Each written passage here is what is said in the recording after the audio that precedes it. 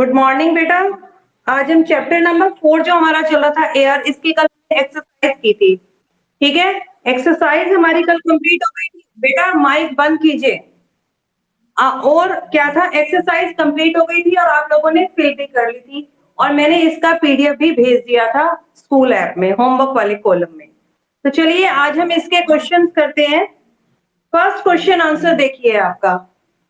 First question है, name the two predominant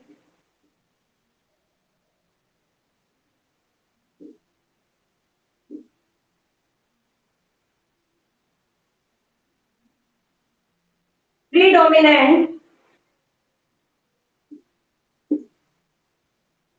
gases in the atmosphere।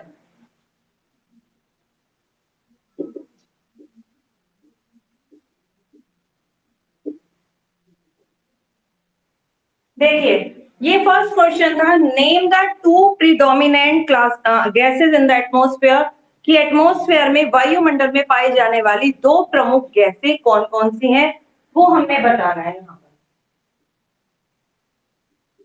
Nitrogen 78%, oxygen 21%। Mic बंद करो जिसका भी ओपन है। Question number 2, what is the greenhouse effect?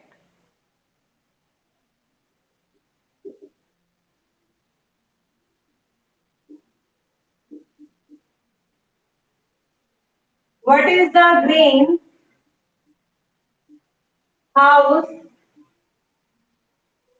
effect?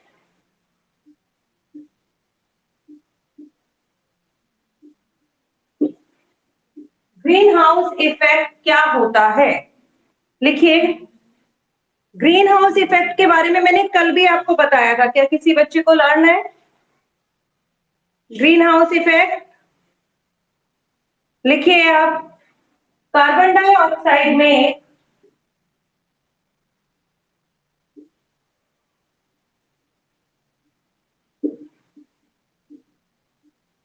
Carbon dioxide makes up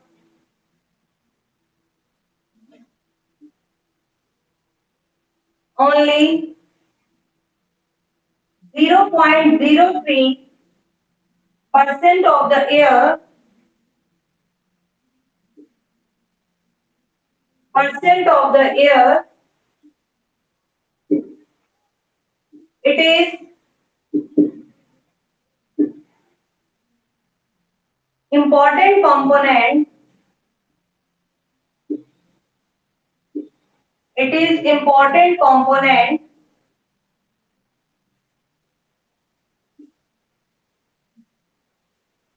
of the air. It plays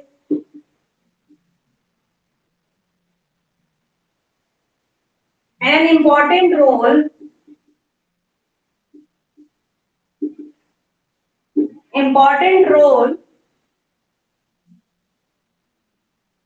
by trapping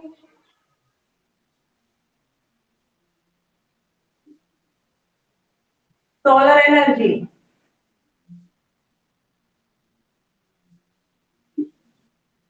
By trapping solar energy, this phenomena is called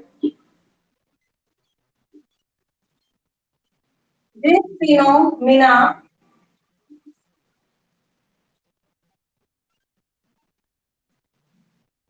this phenomenon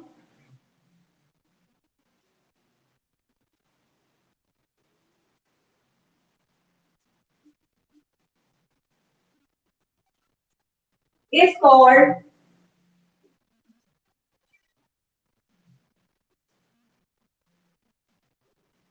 the greenhouse effect.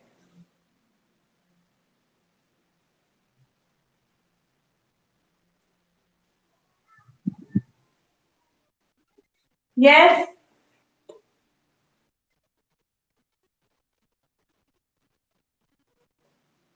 Yes, nitrogen. लिखिए, nitrogen 78%, oxygen 21%। What is the greenhouse effect? Greenhouse effect क्या होता है? Carbon dioxide make up only 0.03%। Carbon dioxide जो है सिर्फ वायुमंडल के अंदर कितनी है? 0.03% है। It is important component of air, फिर भी ये एयर का एक इंपॉर्टेंट कंपोनेंट है। It play an important role, ये एक बहुत ही इंपॉर्टेंट रोल निभाता है बाय ट्रैपिंग सोलर एनर्जी, सूर्य की एनर्जी को ट्रैप करने में, सूर्य जी की एनर्जी को अपने अंदर समा लेती है हमारी अर्थ, जो ये कार्बन डाइऑक्साइड ट्रैप कर लेती है उसे। This phenomena is called green house effect. इसी तथ्य को हम ग्रीन हाउस इफेक्ट कहते हैं। लिख लीजिए सभी बच्चे, जल्दी करिए।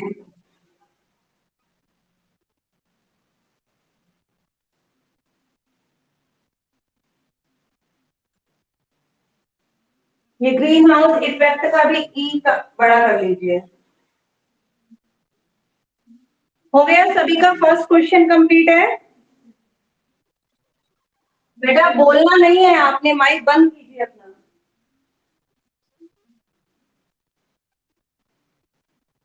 Question number 3।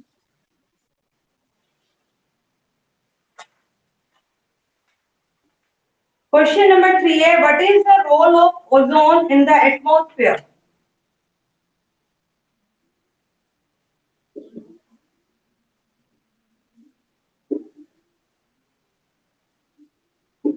What is the role of ozone in the atmosphere?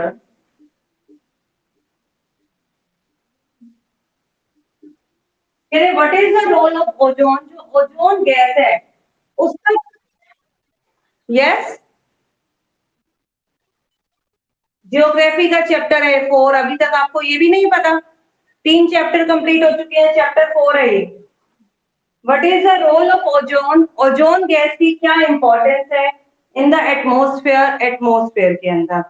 ठीक है, तो ओजोन गैस क्या है? जो सन से आने वाली हार्मफुल रेज है, सूर्य से आने वाली जो हानिकारक किरणें हैं उन्हें रोक लेती है। यही ओजोन गैस की इंपॉर्टेंस है, तो लिखिए।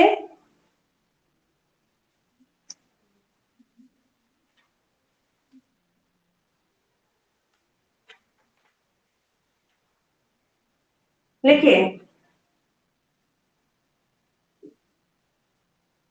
It protect us,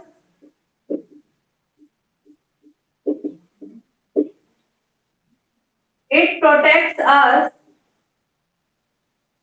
from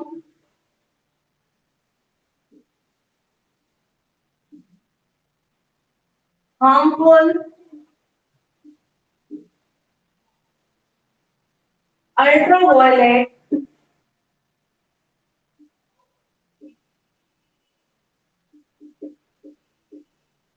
ultraviolet rays of the sun।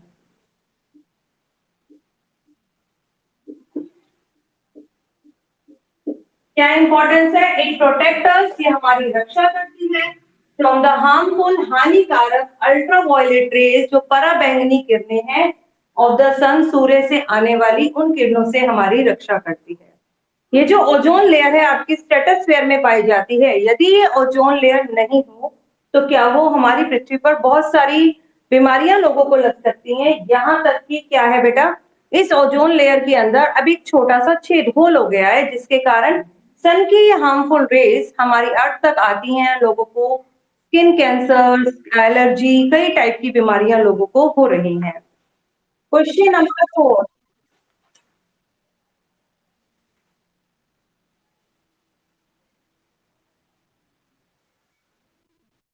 Yes,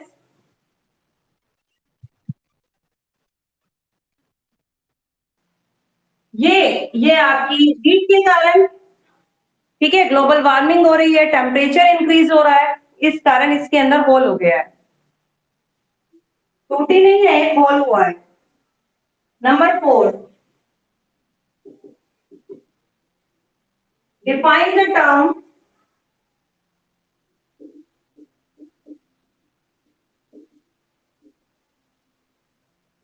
the term precipitation.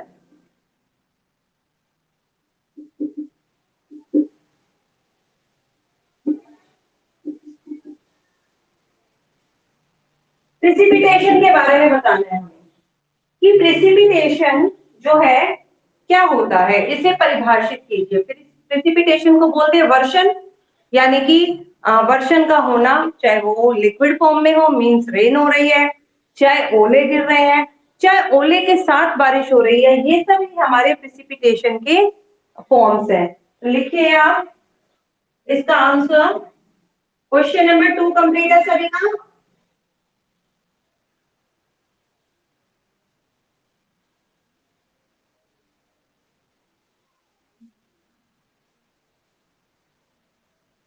लिखिए।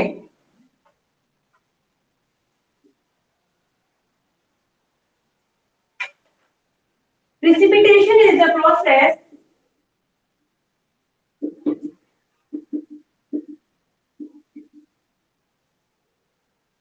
Precipitation is the process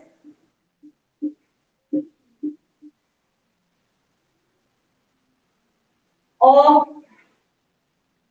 बेटा ये ऐसा प्रोसेस है जिसमें क्या है, जो बारिश की बूंदें हैं या रेनफॉल है या फिर हेल स्टोन है वो पृथ्वी पर आते हैं। मैं इसको एक इजी लैंग्वेज में लिखवा देती हूँ आपको प्रेसिपिटेशन का। The coming down of moisture, ऐसे लिखिए, the coming down of moisture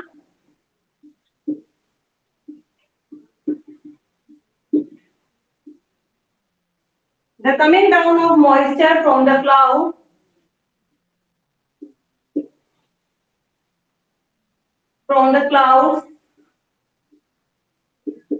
in the form of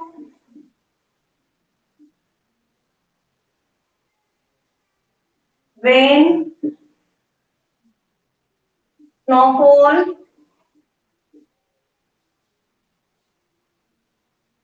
hail or sleet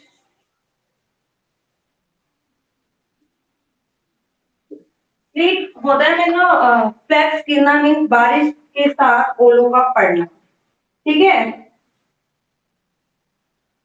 the coming down मतलब नीचे की तरफ आना, मॉइस्चर नमी का, फ्रॉम द क्लाउड्स बादलों में से, in the form of rain बारिश के रूप में, स्नोफॉल के रूप में, हेल और स्लीट के रूप में, इज नॉन एज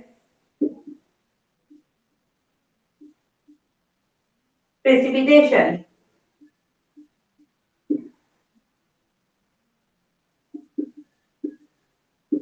इसे हम प्रेसिपिटेशन या फिर वर्षण कहते हैं। Next question,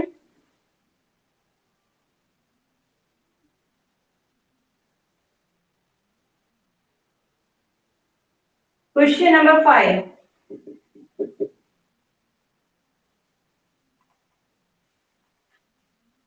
how are clouds form, बादल कैसे बनते हैं। हाउ आर क्लाउड्स फॉर्म, बादल कैसे बनते हैं। लिखिए, अभी पूछती है बेटा, एक बार लिखवा दूं।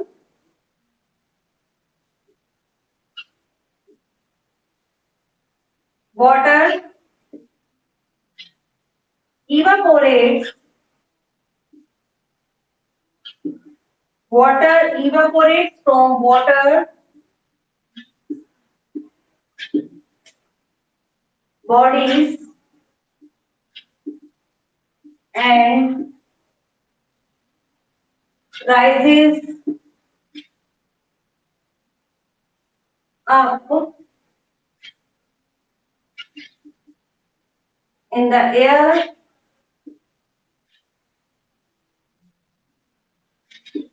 कि वाटर इवापोरेट होता है, बाष्पित होता है फ्रॉम द वाटर बॉडीज, सभी जलाशयों से, जैसे ओशन है आपके, सीज है जो वाटर बॉडीज है, and rises up in the air, और एयर में ऊपर राइज अप मतलब ऊपर की तरफ उठ जाता है।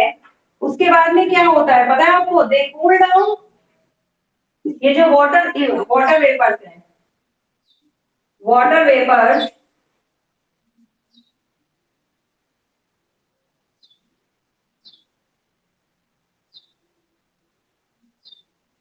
वेपर्स कूल डाउन, ठंडे हो जाते हैं and change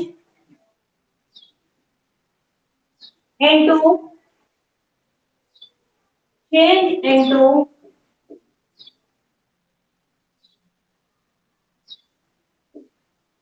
droplets of water, droplets of water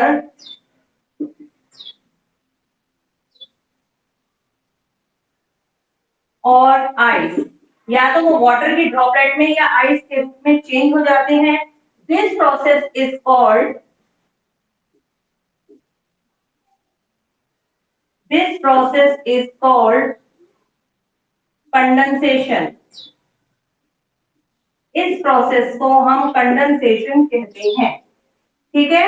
and condensation of water vapour, ये हो गया बेटा सभी का। Question number 3,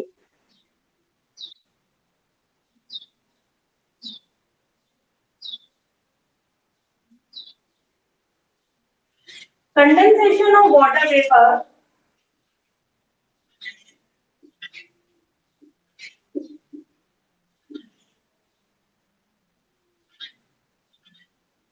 water vapor yes, condensation of water vapor result in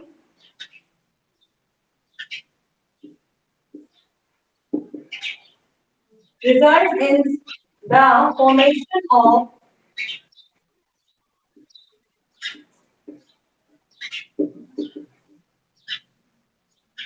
formation of clouds।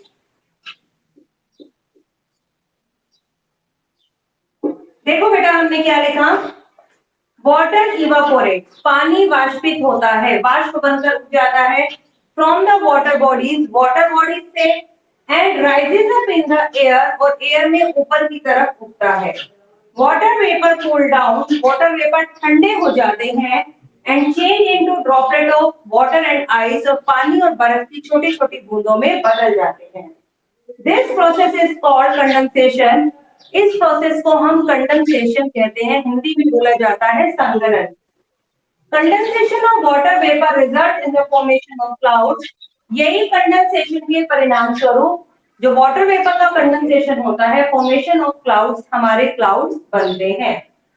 कीजिए, ये 5 क्वेश्चन हो गए आपके कंप्लीट।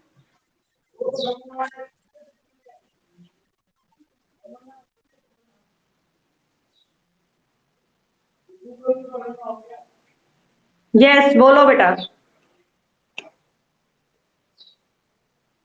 लिख लो।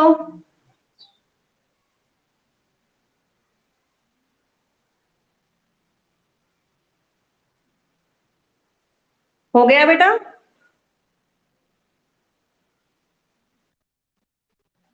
सभी के हो गए 5?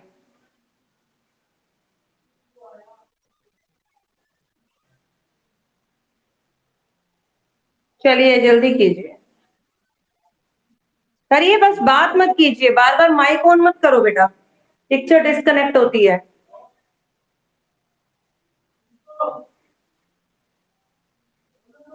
करिए।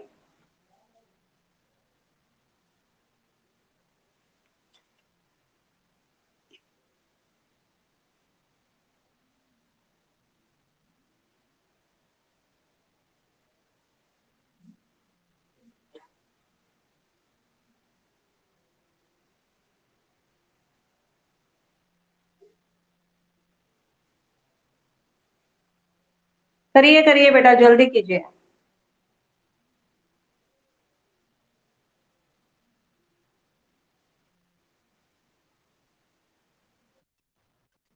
हो गया बेटा?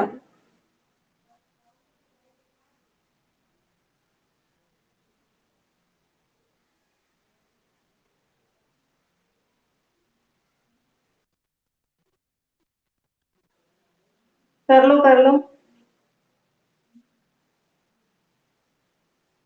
काफी देर लगा रहे हो लिखने में।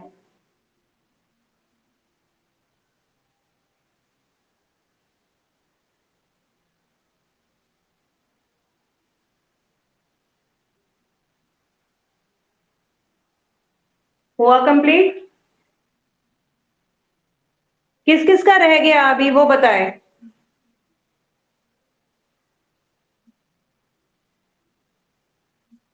किसका रह गया?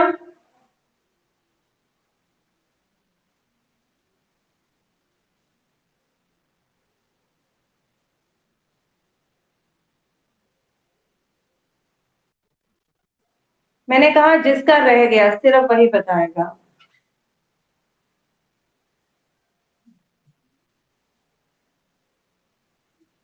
दिया। दिया, छवि, माइक ऑन करो। हो गया आप लोगों का? तो बेटा ये तो सभी की आ रही है, आपकी नेटवर्क प्रॉब्लम होगा कुछ। सभी को दिखाई दे रहा है ना बोर्ड तो? ठीक है बेटा। ओके। दिया, आपके वहां नेटवर्क प्रॉब्लम होगी, बाहर बैठो थोड़ा। माइक बंद कर दो।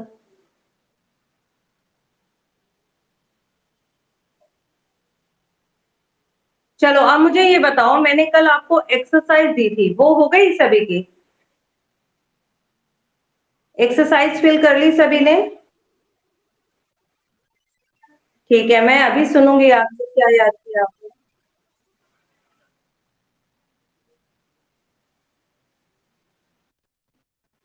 हाँ जी बोलो। बेटा आपका नाम? कौन सी क्लास में हो आप? A4 में? मैंने तो आपको पहले कौन सी क्लास में थे आप? मेरी क्लास में आते थे आप या इंदिरा मैम की? मेरी क्लास में थे। मैं अपना कैमरा ऑन करना।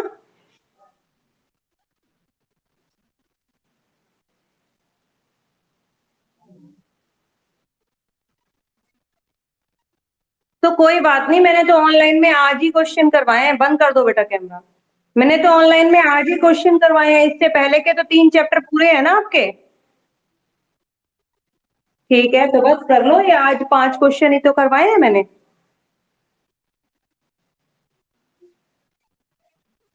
और कल की जो एक्सरसाइज करवाई थी उसका भी मैंने पीडीएफ भेज दिया था कल।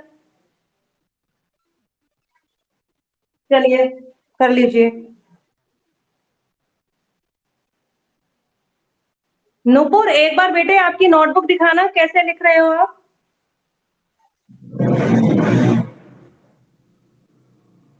नूपुर नोटबुक दिखाना बेटा।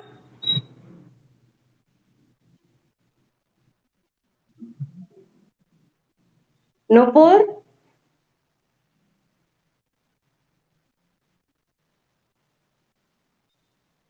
नूपुर दिखाओ।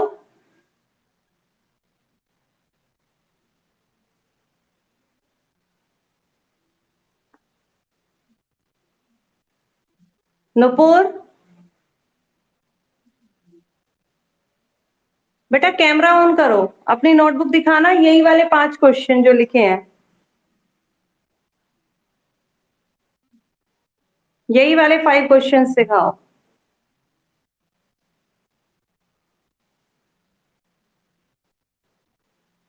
नूपुर मेरी आवाज आ रही है? दिया माइक बंद करो।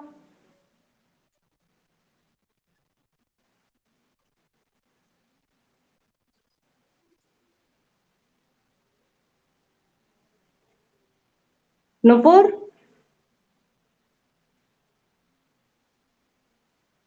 तनिष्का आप दिखाना बेटा नोटबुक आपकी। ये 5 क्वेश्चन लिखे होंगे आपने, तनिष्का, अंशिका, इनमें से कोई भी दिखाइए जिसकी राइटिंग अच्छी है।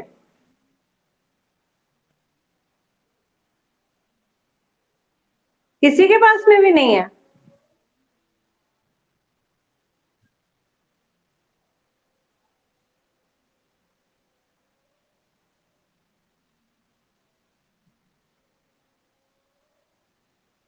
दिखाओ। आशु, दिखाओ। ये किसकी है जिसने अभी ओपन की है? तनिष्का तुम्हारी है क्या? हाँ, एक बार आशु आप बंद करना कैमरा, तनिष्का आप ओपन करो नोटबुक। तनिष्का दिखाना बेटा, कैमरा ऑन कर कर राइटिंग दिखाओ।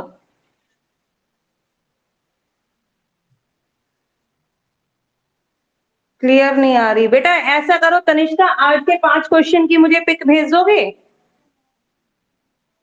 तनिष्का, ये 5 क्वेश्चन मेरे व्हाट्सएप पर अभी सेंड कर देना क्लास होते ही। ठीक है, चलिए अभी निकालिए, एक्सरसाइज निकालिए सभी। अपनी अपनी बुक बंद कर दो, बुक बंद रखेंगे सभी, किसी की भी बुक ओपन नहीं होगी। अब मुझे बताइए, लू इज एन एग्जाम्पल लो। लू किसका एग्जाम्पल है? बताइए, कौन बताने वाला है? हाँ, लू कौन सी विंड है? Local wind. और मानसून विंड किसका एग्जाम्पल है? Monsoon wind. बोलिए, कल मैंने बताया भी था आपको। मानसून विंड है पीरियोडिक विंड का एग्जाम्पल। किसका एग्जाम्पल है? पीरियोडिक विंड का। हाउ और बताइए आप। Fill up is use for finding the direction of wind. Direction of wind किसका इस्तेमाल करते हैं हम विंड की डायरेक्शन को यूज करने के लिए? कौन सा एक ऐसा इंस्ट्रूमेंट है जिसके द्वारा हम विंड की डायरेक्शन का पता लगा सकते हैं कि विंड किस दिशा से किस दिशा में जा रही है? वाइंड वाइन नहीं, विंड वेन। क्या कहा जाता है उसे? Wind vane. और विंड की स्पीड को किससे मेजर करते हैं हम? विंड की स्पीड को बताइए। आप लोगों ने बुक ओपन कर रखी है क्या? बुक बंद कीजिए अपनी, मैं कैमरा ओपन करवा लूंगी सभी का। बताओ मुझे आप। एनीमोमीटर किसके द्वारा करते हैं हम? एनीमोमीटर। और रेनफॉल को हम कैसे मापते हैं? रेनफॉल, रेनफॉल को किससे मापा जाता है? देखो बेटा, कुछ आपने ये टॉपिक याद रखने हैं। देखिए सुनिए, आपकी जो रेन है, रेन को मापते हैं हम रेन गोज के द्वारा। ठीक है, रेन गोज से रेन मापी जाती है। 6 minimum and maximum temperature, maximum and minimum temperature, 6 maximum and minimum temperature से हम किसको मापते हैं? टेम्परेचर को। ठीक है। और wet and dry bulb thermometer, wet and dry जो बल्ब थर्मोमीटर है उससे हम ह्यूमिडिटी को मापते हैं। किसको मापते हैं? ह्यूमिडिटी को। विंड की स्पीड को एनीमोमीटर से एंड विंड की डायरेक्शन को विंड वेन से मापा जाता है। ठीक है, आप फिर से देख लीजिए। Wind vane, direction of wind. Anemometer, speed of wind. ठीक है। Temperature, 6 maximum and minimum thermometer या ठीक है। और प्रेशर, प्रेशर को मापते हैं बैरोमीटर से। Pressure barometer, humidity wet and dry bulb thermometer, rainfall rain gauge and wind speed anemometer. ये आपने याद करने हैं कि ऐसा नहीं कि आपने इन्हें छोड़ देना है। स्टडी ऑफ वेदर, वेदर की स्टडी को क्या कहा जाता है? एनीवन? वेदर की स्टडी को क्या कहते हैं? बताइए। मीट्रियोलॉजिस्ट, मीट्रियोलॉजिस्ट नहीं, मीट्रियोलॉजी बोलते हैं उसे। ठीक है। अच्छा मुझे ये बताइए, कौन सी ऐसी लेयर है जो ओजोन से रिच है? स्ट्रेटोस्फेयर। ठीक है। And what is the role of ozone in the atmosphere?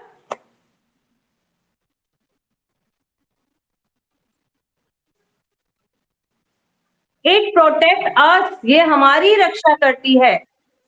किससे? From the ultraviolet rays coming from the sun, सूर्य से आने वाली जो अल्ट्रा वायलेट रेज है, पराबैंगनी किरणें हैं, उनसे हमारी सुरक्षा करती है। ठीक है, और बताइए मुझे, the temperature at which the air get saturated, वो कौन सा टेम्परेचर है जब एयर सेचुरेटेड हो जाती है? बताइए।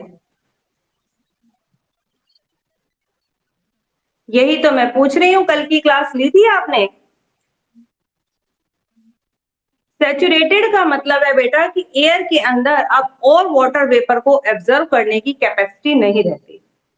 बॉइलिंग में क्या होता है, वाटर उबलना शुरू हो जाता है।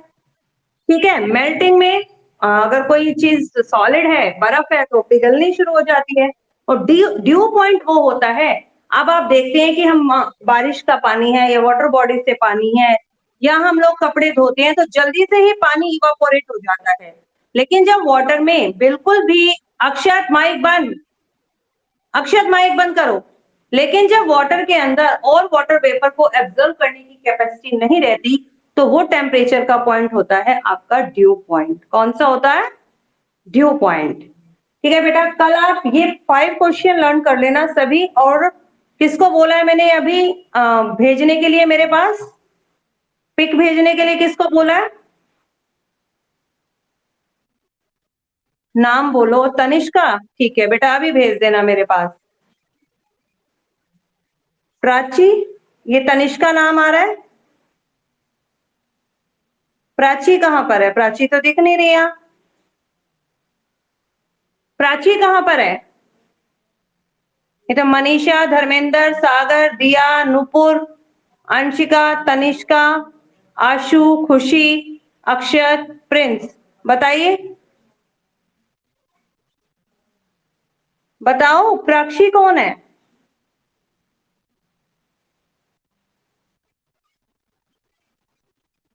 हम्म, अच्छा तनिष्का है। ठीक है, चलो तनिष्का आप सेंड कर देना मेरे पास। चलिए बेटा, अभी आप क्लास लीव कीजिए, टाइम हो गया है ना आपका, जल्दी कीजिए।